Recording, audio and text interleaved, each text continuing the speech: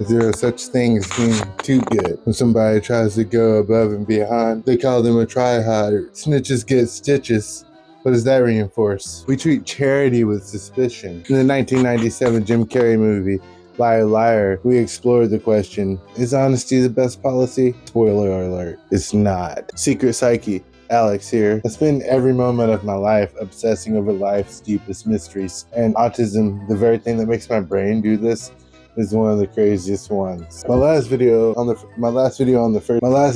first page, my first video on this page, this one. The last video on the first page and the first video on this page, I explored a theory that I thought I created about autism, but it turns out modern science was actually 2 steps ahead of me with intense world theory. Intense world syndrome suggests that the autistic person is an individual with remarkable and far above average capabilities due to a greatly enhanced perception, attention, and memory. In fact, it is this hyperfunctionality which could render the individual debilitated. Hyperfunctionality should be a superpower though, right? Well, the debilitation is entirely social. All right, so hear me out. What if the things you're calling symptoms are actually side effects of surviving a system that was never built for you? In caveman days, if everyone went to sleep at the same time, yeah. What we call a disorder might just be a mismatch with society. The world has changed a lot faster than evolution can keep up with, or at least that's the popular narrative. Our worlds have become increasingly overstimulating, packed with more information than we can sift through at a time. Everything is competing to be the most attention-grabbing, hacking your psychology, a psychology that until the last few years had evolved for this.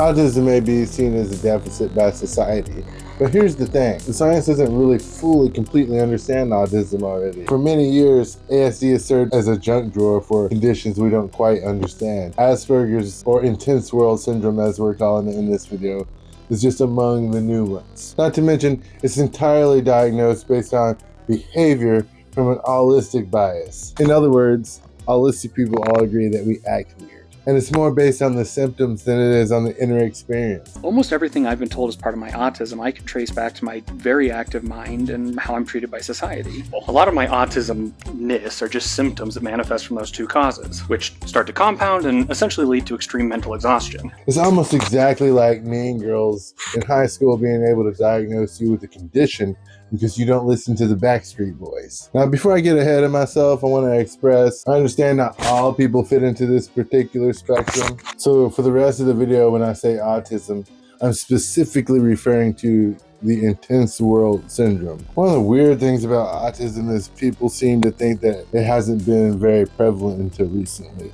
So people are looking for the cause of autism or trying to retroactively explain it, which perhaps there are things that are causing autism to happen more. I can look at social media and things like that and see that if you're diagnosing autism from behavior alone, that a lot of people have the autistic kind of antisocial behaviors due to having their social behaviors eroded by technology over time. That's a topic for a different video. But it is kind of weird to believe that autism is a new thing, considering that colonialization is actually a very new thing. And the hallmark of colonialization was basically systematically erasing whatever kind of culture you had, whatever behaviors that were normative in your culture before, and making them taboo. Essentially instilling the westernized culture throughout the world, which was not the natural way people behaved everywhere. Our grandparents' generation are full of stories of kids who were sent to boarding schools because they didn't behave well. A lot of our grandparents liked trains and stuff like that. Those with more severe forms of autism would have been treated much more poorly in days before now. Their cases wouldn't have even been studied. They wouldn't have even been treated like humans or talked about. And that's not just about fitting in. I mean, that's worse than not fitting in. Also, if you look back in history, you can kind of see that not everyone was the same, but the thing was people who were different like Galileo, who obviously had a mind who was different from the rest of people. They weren't accepted by society. That's the whole thing, even if they were brilliant. Though we accept Galileo's teachings now, a lot of people who were ahead of their time, they were put to death. Think about it. If you were a kind of person who was doing astronomy before we invented telescopes, you think that person was just the normal person?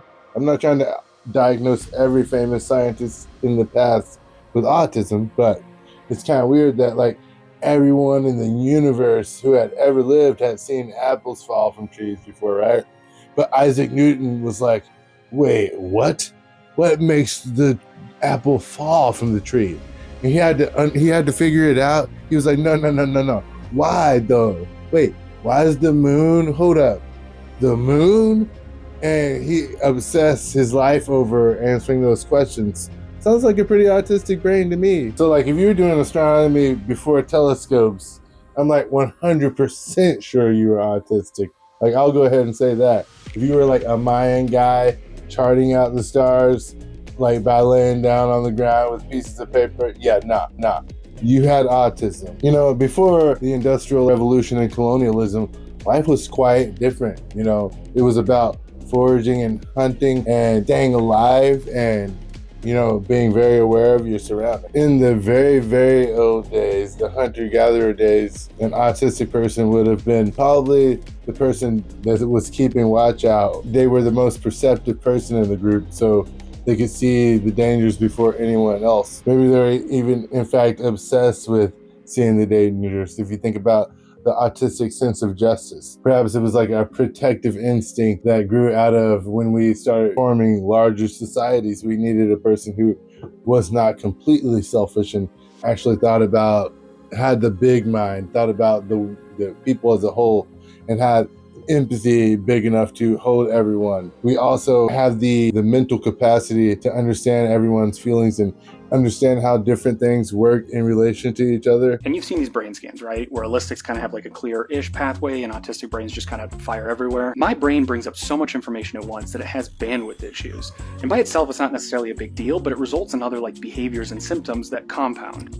Like, I recognize the effects of a decision don't exist in a vacuum, so I need a lot more information for decisions that allistics would usually consider simple. I'm also very aware of things that I don't know, like other people's perspectives, so I struggle with things like intuitively prioritizing data points. But what about the things you're bad at? Like reading body language. I actually have to explain to allistics a lot of the time what they have missed. Nonverbal communication is just another data point that I'm processing consciously. I'm not natively bad at it, but when I have bandwidth issues, then I might start missing things or not processing it the right way. And yeah, maybe that's overwhelming now because it's not the same world we evolved. If you could imagine, just walking through a forest, if you see a tiger, boom, like, oh, I see that. That is very useful to be able to see quickly.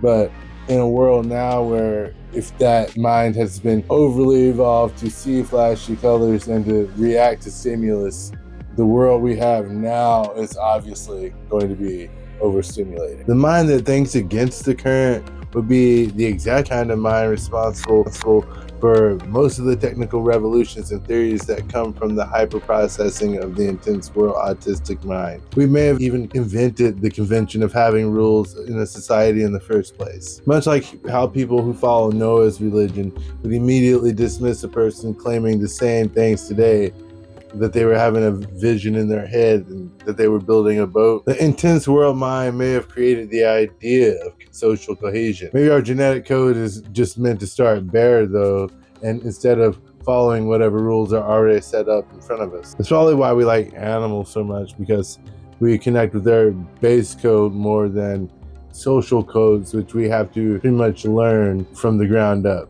I believe the reason that the autistic gene was never selected out of was because the survival advantage it gave to the species as a whole, although it may not have been that advantageous to the individual. In a wilder world, these traits would have been valued for the tactical advantages.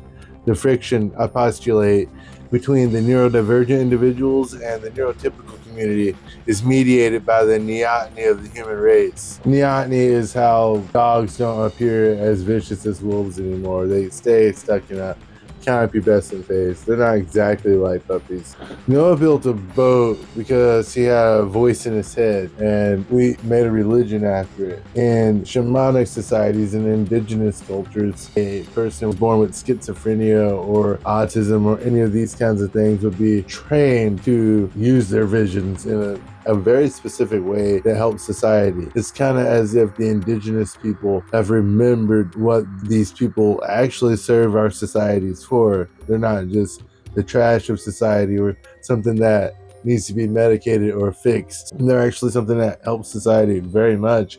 And that's why the universe, why our DNA created us. And yeah, we can trace historical weird visions to autism and schizophrenia, but we can also use modern day evidence. There are actually studies being done.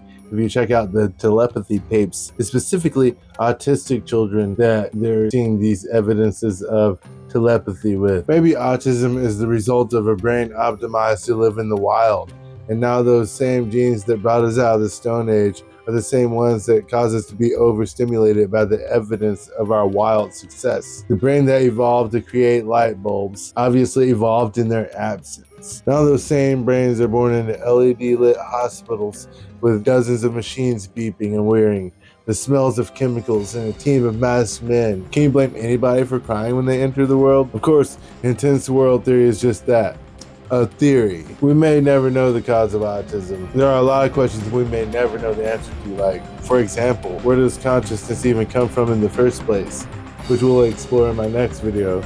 Make sure you like and subscribe and hit that bell to be notified, because YouTube doesn't show people the videos that people subscribe to anymore unless you hit the bell to be notified for all of the videos. YouTube's weird now, so if you want to help our brother out, this is my third page, and I worked really hard on this video. I'm sure you can tell. Hope it was good. Hope nobody's gonna watch it.